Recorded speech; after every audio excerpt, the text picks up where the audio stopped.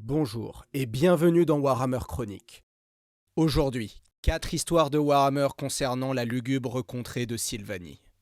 Si vous aimez notre contenu, n'hésitez pas à partager la vidéo et à vous abonner à la chaîne. Et n'oubliez pas, dans le monde dangereux de Warhammer, le port du casque est fortement conseillé. Bon voyage. Très mauvais itinéraire.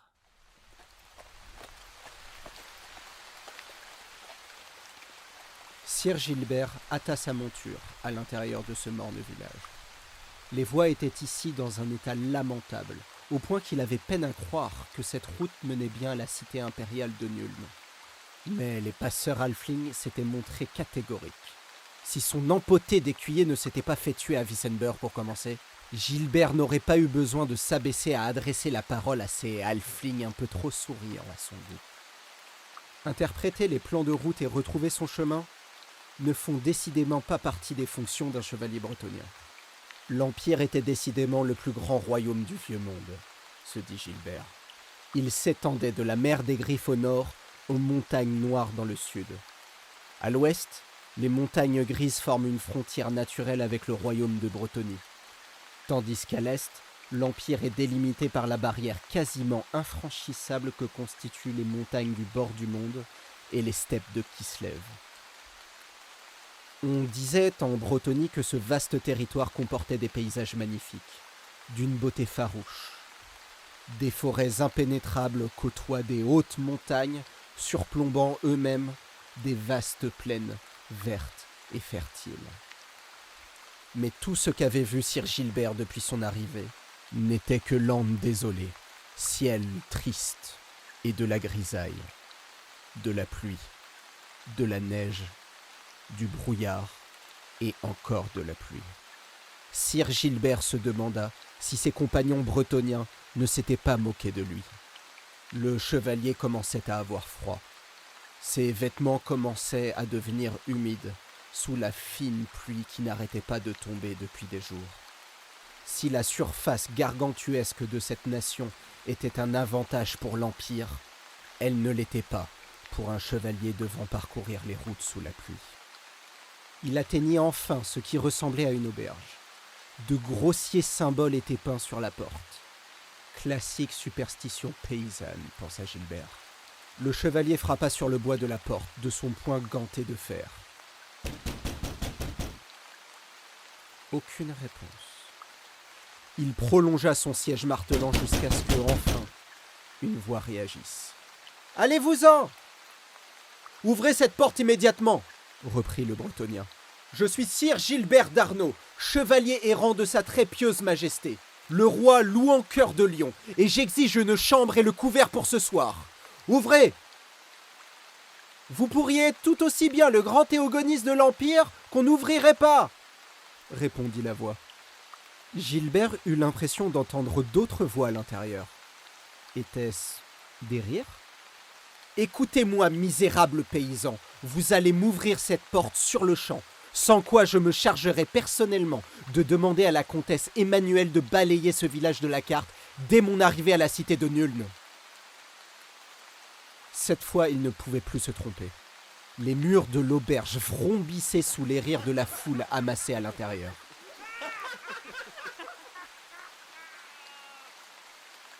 Quand le calme revint, la voix reprit.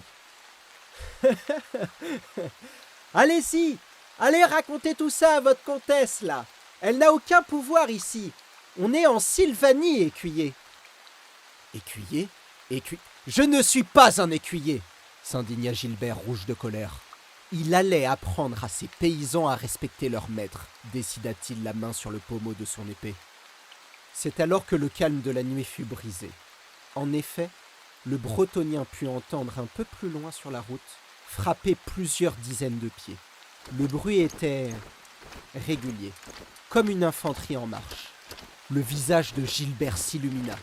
Il s'agissait probablement d'une unité de soldats impériaux, qui n'allait pas manquer d'offrir son hospitalité à un chevalier errant. Sir Gilbert se dirigea jusqu'au centre du village pour accueillir les soldats. Il ne tarda pas à apercevoir les rangs serrés des troupes au pas de marche, qui avançaient parfaitement synchronisé, l'arme sur l'épaule. Gilbert était très impressionné par la discipline de cette armée et s'apprêtait à le faire savoir quand les mots s'évanouirent sur ses lèvres. Ce fut au clair de lune que Sir Gilbert comprit qu'il ne s'agissait pas de soldats impériaux, mais de créatures d'outre-tombe. Des lambeaux de chair pendaient, accrochés à leurs pommettes squelettiques, tandis que des points rouges brûlaient au fond de leur orbite vide. C'est alors que les paroles du paysan lui revinrent en mémoire. On est en Sylvanie, écuyer. Sir Gilbert d'Arnaud, chevalier errant de la Bretonie, dégaina alors son épée et se prépara à vendre chèrement sa peau. Nul ne riait plus à l'intérieur de l'auberge.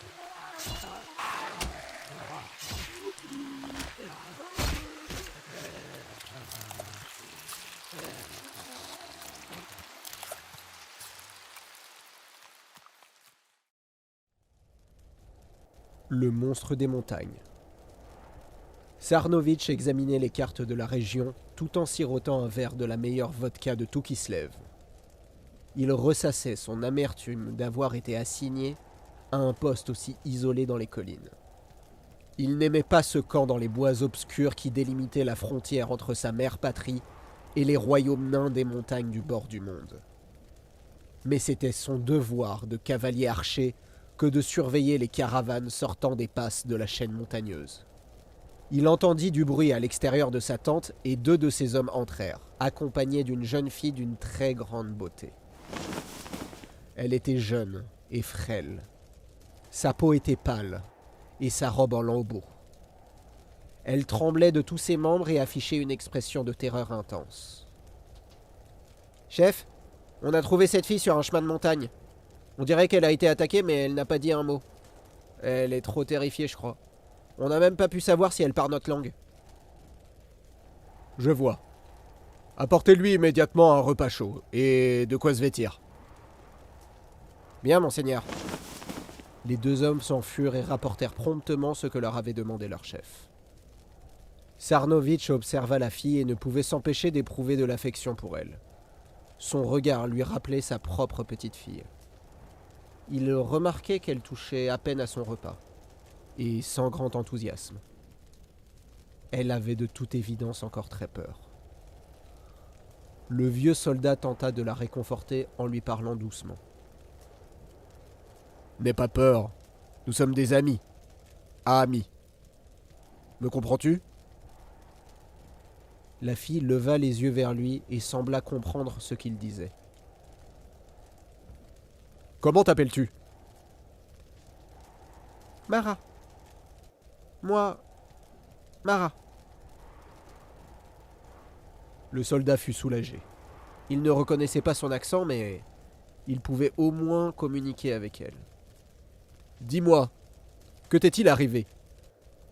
Où est donc ta famille, ta mère, ton père ?» En ouvrant ses grands yeux innocents, elle répondit. « Montagne, monstre, tous morts. Mara pas morte. Mara pas morte. » Et elle se mit à sangloter. Sarnovitch fut profondément ému par la jeune fille et la prit dans ses bras pour la réconforter. Lorsqu'elle se calma, il la lâcha et sortit dans la lumière du soleil couchant pour appeler le sergent. « Yuri, fais monter une tente pour notre invitée et double la garde cette nuit.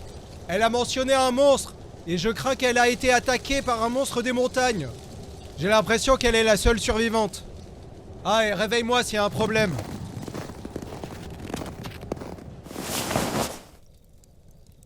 Et la nuit tomba. Sarnovitch fut réveillé en sursaut par un terrible cri qui déchira la nuit. En un instant, il était dehors, sabre au clair. Mais où étaient passés les gardes ? Et pourquoi avaient-ils laissé s'éteindre les feux de camp ? Il entendit d'autres cris venus des yourtes où dormaient ses hommes, et se rua dans cette direction. Il pénétra prudemment dans la grande tente et vit à la lumière diffuse des braseros qu'il était trop tard. Ces braves guerriers étaient déjà tous morts. Certains cadavres étaient encore dans leur lit, la gorge arrachée. D'autres gisaient au sol, démembrés, déchiquetés, par ce qui semblait être les griffes de quelques créatures à la force colossale. Un troll? Non, impossible. Un tel monstre n'aurait jamais pu s'introduire dans le camp assez discrètement pour surprendre ces guerriers expérimentés dans leur sommeil. Mais quoi alors? Et comment le combattre? Le chef était submergé par la peur et la colère. Puis, une autre pensée le frappa. La fille. Il devait protéger la fille. Il se mit à courir vers sa tente. Mais elle était vide. Où pouvait-elle bien être? Une nouvelle série de cris retentit en direction des bois. Certains des gardes se battaient encore et l'une des voix était distinctement féminine. Elle était là. Il s'approcha de la lisière d'où il pouvait clairement voir une torche brûler un peu plus loin. Il alla vers la lumière et manqua de trébucher sur le cadavre d'un garde. La fille était appuyée contre un arbre, une flèche fichée dans l'épaule. Ses habits couverts de sang, mais elle était encore en vie. Elle regarda Sarnovitch avec espoir, mais fixa aussitôt quelque chose par-dessus son épaule en criant « Attention, derrière toi !» Le Kislevis se retourna prêt à donner sa vie pour protéger cette innocente. Il scruta les ténèbres pour tenter de distinguer le monstre. C'est alors qu'une autre voix s'éleva dans son dos. C'était la voix langoureuse et sensuelle d'une femme. « Je t'avais dit derrière toi, guerrier. » Le grognement sauvage qui suivit ces mots fut la dernière chose qu'entendit Sarnovitch.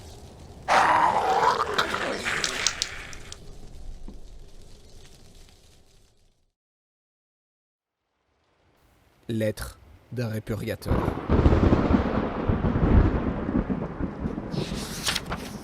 À l'intention personnelle de Volkmar, grand théogoniste de l'Empire. 2e jour de Sigmarzeit. Conformément à vos souhaits, je suis enfin arrivé dans la sinistre terre de Sylvanie dont nous avons passé la frontière le 1er Sigmarzeit. Des rapports font état d'un nécromancien mineur étant établi au château Draconov. Aussi ai-je rassemblé un parti fort de 40 hommes issus de notre horde, ainsi qu'un prêtre guerrier au service du très saint Sigmar. Il ne fait aucun doute que nous accomplissions notre devoir avec efficacité et célérité. Le voyage a été long et ardu, mais j'ai la satisfaction de vous informer que 2 villages sur notre route ont été livrés aux flammes purificatrices. Les paysans de ce village se livraient en effet à des rites blasphématoires, accrochant de l'ail et autres talismans à leurs fenêtres pour soi-disant se protéger du mal. Mes hommes et moi-même avons arraché des confessions de sorcellerie, d'adoration démoniaque et de pratiques contre nature. Aussi ordonnai-je la sanction ultime. Il n'y eut de survivants dans aucun des 2 villages. Ce qui est bon et juste, car nous ne pouvons tolérer l'exercice de la magie dans les terres du Saint-Empire. La colère de Sigmar. Voilà ce qu'il faut inculquer aux brebis égarées. 23e jour de Sigmarzeit.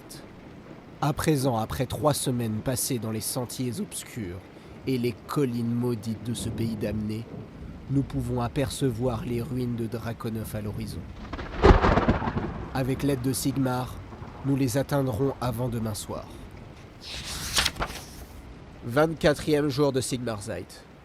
Arrivant au château, mes soupçons furent immédiatement confirmés, car les fortifications avaient été relevées et une bannière arborant un loup flottait sur la tour la plus élevée.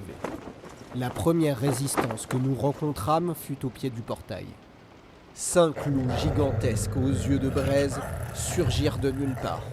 Mes propres chiens de guerre, bêtes de grande bravoure, gémirent de terreur et refusèrent d'attaquer. 3 de mes hommes périrent des crocs de ces molosses infernaux, qui refusaient de mourir même après avoir été mortellement blessés. Nous dûmes les mettre en pièces pour en venir à bout. Et même ainsi, Leurs cadavres continuèrent à palpiter longtemps, bien après ce que la nature aurait permis. Nous décidâmes de camper dans les ruines de Drakenhof et établîmes des tours de garde strictes. Mais en dépit de cela, je dois admettre avoir du mal à trouver le sommeil. Jour inconnu. J'implore votre sainteté de me pardonner pour ne pas avoir donné des nouvelles depuis plusieurs jours. Il me reste peu de temps et tant de choses à révéler. Le lendemain matin, nous trouvâmes nos sentinelles morts, le visage déformé par la terreur et les cheveux blancs, comme si ces malheureux avaient vieilli de 50 ans en une seule nuit. Un de mes hommes voulut abandonner la mission, et je dus l'abattre alors qu'il tentait de prendre la fuite. Il n'y a pas de place pour les couards. Les autres, rendus à la justesse de mes arguments, me suivirent à l'intérieur du château. Nous passâmes le portail sans entrave et parcourûmes les couloirs de la lugubre bâtisse. Des torches et des braséros illuminaient par endroits les murs de pierre, prouvant une fois de plus que le château était habité. Nous finîmes par atteindre la grande salle de banquet sans avoir rencontré personne. Sur la table ornée d'une longue nappe de soie écarlate se trouvait une épouvantable parodie de repas de fête. Des carcasses d'hommes et de femmes encore ruisselantes de sang gisaient dans des plats ouvragés, tandis que des gobelets d'or récupéraient le fluide vital. Je connaissais l'odeur particulière du sang, et je sus que ces personnes s'étaient volontairement offertes en sacrifice pour que les convives attablés puissent se repaître d'eux. À l'autre bout de la table se tenait un homme, grand et très pâle. À notre entrée, il se leva et sourit, révélant de grandes canines acérées. Ses propos confirmèrent mes craintes. « Je suis von Karstein. Bienvenue en ma demeure. J'espère que vous y séjournerez longtemps. Très longtemps. »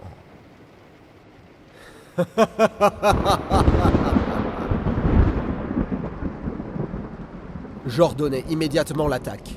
Dieter, mon lieutenant, chargea l'homme qui se prétendait von Karstein, mais fut rejeté de côté, le crâne broyé par la force du coup. Pour dire la vérité, je ne vis même pas l'attaque, tant le bras du personnage avait été rapide. L'individu tira alors son épée à la garde ornée de têtes de loup, et fut sur nous en un éclair. 2 des nôtres étaient à terre avant même que nous ayons dégainé nos armes. La lame de Hans, mon meilleur bretteur, lui perça la poitrine. Mais le dénommé von Karstein ne sembla même pas s'en apercevoir, et abattit le brave guerrier d'une riposte mortelle. Klaus, le prêtre guerrier, leva son marteau, la prière de Sigmar sur les lèvres. Mais le monstre tourna vers lui ses yeux rouges et dit une seule parole. Horrifié, je vis la chair de Klaus se détacher de ses os, et son squelette inanimé tomba sur le sol avec un cliquetis effroyable. Réalisant qu'il était impossible de tenir tête à une telle créature, nous battîmes en retraite, le rire du vampire résonnant à nos oreilles. Que dire de plus ? Nous nous perdîmes dans les bois sylvaniens et mes hommes périrent les uns après les autres, attrapés par les serviteurs du comte. Tous mes hommes sont morts, ou pire, je suis maintenant le dernier survivant, et je suis blessé à mort. Je les entends, ils arrivent pour moi. Cependant, je sais à présent une chose. Le terrible comte est revenu d'entre les morts, et relève ses armées pour les lâcher sur le vieux monde. Ils sont tout prêts, je les entends. J'attacherai ce manuscrit au collier de mon dernier chien, Stein, dans l'espoir qu'il retrouvera son chemin jusqu'à la capitale. Je supplie votre sainteté d'avertir Sa Majesté l'Empereur du danger. Nous sommes en grand péril. Les armées de la mort s'apprêtent à se déverser sur le Stirland et l'Osland, comme elles le firent il y a 3 siècles. Jusque dans le trépas, je demeure votre fidèle serviteur. Que Sigmar soit avec nous. Igor et ses hommes ont intercepté la lettre dans les bois, Seigneur von Karstein. Igor a pensé que vous pourriez la trouver amusante.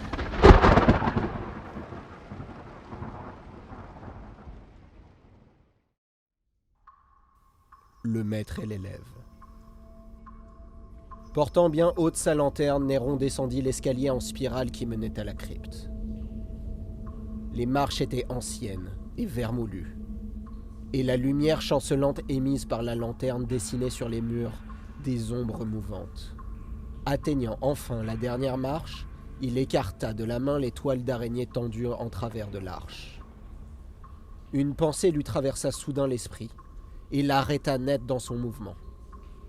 Ce donjon était le lieu du repos d'un vampire. Comment ce dernier pouvait-il passer chaque matin par cet escalier sans déranger les toiles d'araignée ? Il devait y avoir une autre entrée à cette crypte.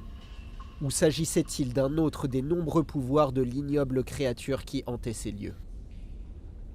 Sans avoir répondu à cette question, Néron pénétra dans la pièce et sentit immédiatement qu'il ne foulait plus un sol dallé de pierre. Le plancher était recouvert d'une couche de mousse, la même qui recouvrait abondamment la contrée maudite de Sylvanie. C'était ainsi que les vampires restauraient leur énergie surnaturelle durant leur repos diurne. Ils avaient en quelque sorte besoin de retrouver leur terre. Il vit alors le sarcophage et ne put réprimer un frisson. Retenant sa respiration, il s'approcha très lentement de la sinistre sépulture, posa sa lanterne sur le sol et prépara le pieu de bois et le maillet en vue de ce qu'il avait à faire. Il poussa tout doucement le couvercle et rien, vide, aucune trace du corps. Il s'était fait avoir comme un débutant. Quelque chose bougea pourtant tout au fond du sarcophage, et Néron reprit sa lanterne. La créature qu'il découvrit semblait sortie tout droit d'un cauchemar. Il s'agissait d'une tête en décomposition, portée par 4 paires de pattes semblables à celles d'une énorme araignée. Sans doute était cela le résultat d'une des expériences du propriétaire des lieux. Seigneur. La créature écœurante bondit subitement hors du cercueil pour courir se réfugier dans un sombre recoin de la pièce. Néron fit quelques pas dans cette direction et aperçut un énorme catafalque de pierre gravée d'étranges symboles qui lui rappelèrent les parchemins de l'antique Khemri. Avant qu'il n'ait eu le temps de faire tout autre mouvement, la dalle qui fermait le catafalque tomba lourdement au sol. Et une ombre, plus sombre encore que l'obscurité ambiante de la pièce, s'en échappa. Néron ne remarqua que les yeux du vampire. 2 joyaux qui brillaient d'une malfaisance séculaire. Ainsi donc, misérable mortel, tu pensais pouvoir surprendre Nicodémus ? Murmura une voix dans l'ombre. Une voix qui s'insinua jusqu'au plus profond de Néron et provoqua en lui une indicible horreur. Il poussa un gémissement aigu et récita immédiatement une série de formules arcaniques. De ses yeux jaillirent 2 rayons de pure magie noire qui allèrent frapper le vampire et semblèrent l'engloutir. La créature fut surprise par la violence de l'attaque et parvint difficilement à disperser les énergies qui menaçaient de le détruire. Nicodémus leva les bras et entonna une mélopée dans une ancienne langue. Répondant à son appel, une 12aine de squelettes animés s'extirpèrent du sol de la crypte et commencèrent à avancer vers Néron. Alors que le cercle se refermait, un sourire inattendu se dessina sur les lèvres de l'humain. Plutôt mal joué, Nicodémus. Néron copia la posture du vampire et égrena plusieurs commandements. Les squelettes arrêtèrent leur progression et Nicodémus sentit fléchir son emprise sur les créatures décérébrées. Ses pouvoirs étaient annulés par ceux d'un autre esprit, au moins aussi puissant que le sien. Il lutta pour garder le contrôle de ses sinistres serviteurs, et les 2 sorciers, le vivant et celui qui ne l'était plus vraiment, entamèrent un véritable bras de fer. Nicodémus percevait les flots de magie noire que son adversaire mettait en œuvre pour exploiter la moindre faille dans ses propres défenses. Comment cela est-il possible ? Comment son ancien élève avait-il pu atteindre un tel niveau de connaissance ? Lentement, les squelettes se retournèrent et avancèrent vers leur créateur. Tu es perdu, pauvre monstre pathétique. Qu'est devenue ton arrogance envers le vulgaire étudiant que j'étais? C'est moi, le maître aujourd'hui. Le vampire recula contre le mur et tenta une dernière fois de reprendre le contrôle des squelettes. Néron avançait tout en maintenant la pression.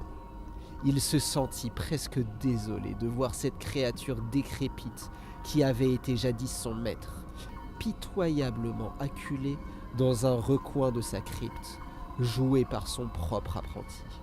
Le vampire cessa alors brusquement de lutter, et Néron fut surpris par cette apparente et soudaine capitulation. Il regarda son maître avec méfiance. Avait-il réellement renoncé? Nicodémus parla d'une voix paternelle. « Je vois que ton savoir s'est grandement accru, mais tu ne dois pas oublier que tu n'es qu'un mortel. Un frêle et fragile mortel. Ne crois-tu pas que tu te serais approché un peu trop près ?» Le vampire se jeta soudain sur Néron, traversant littéralement les squelettes qui explosèrent sous l'impact.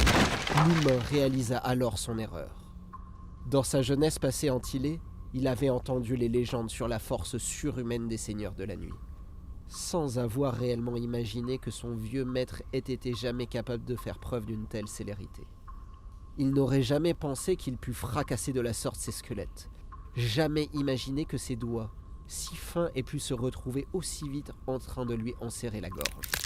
Le vampire rejeta le cadavre de Néron, comme s'il s'agissait d'une poupée de chiffon, et les derniers squelettes s'écroulèrent au sol. Il tituba alors jusqu'à son sarcophage.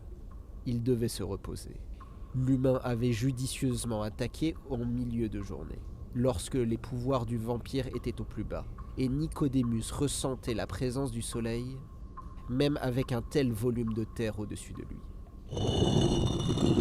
Il remit le lourd couvercle en place, et avant de sombrer dans un profond sommeil, repensa à ce qui venait de se produire. Comment était-il possible qu'un ridicule apprenti, quelqu'un qui étudiait la nécromancie depuis si peu de temps, cela faisait combien de temps déjà? 20 ans? 30 ans?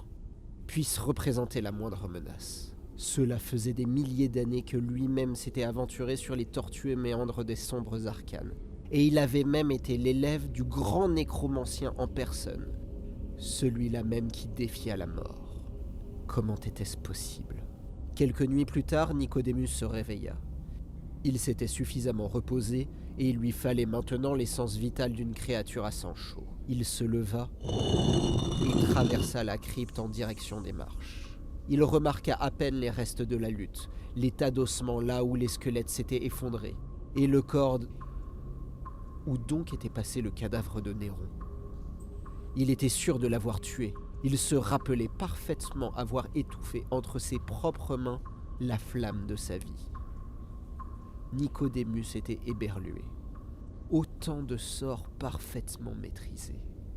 Néron avait assimilé cette technique décrite par les légendes, selon laquelle les effets d'un sort ne pouvaient être déclenchés que par la mort de celui qui l'a lancé. Autant de talent chez cet apprenti. Ce genre de sort nécessitait une force d'esprit colossale, une puissance qu'il n'aurait jamais cru pouvoir trouver chez un humain. Nicodémus comprit alors. C'était pour cela que les humains maîtrisaient la nécromancie au-delà de ce qu'un vampire pouvait espérer, même pour la grande lignée des nécromanciens nécrarques. Les humains étaient obsédés par la peur de mourir, de changer de monde et de disparaître. Leur vie était si brève qu'ils devaient absolument trouver comment vaincre la mort en quelques décennies. Le baiser de sang donnait l'immortalité aux vampires. Mais cette immortalité signifiait aussi qu'ils perdaient ce qui pousse les humains en avant, la peur de la mort. Cela empêchait les vampires d'atteindre une parfaite maîtrise de la magie noire. Nicodémus fut tout d'abord abattu par cette révélation. Puis, il commença à envisager la chose comme un défi personnel. Il lui fallait trouver un autre apprenti, quelqu'un qu'il pourrait étudier d'encore plus près. Après tout, peut-être y avait-il quelque chose à apprendre de ces humains, ces pathétiques proies, fragiles et frêle. À partir de cette nuit, Nicodémus allait mener ses expérimentations avec un intérêt renouvelé.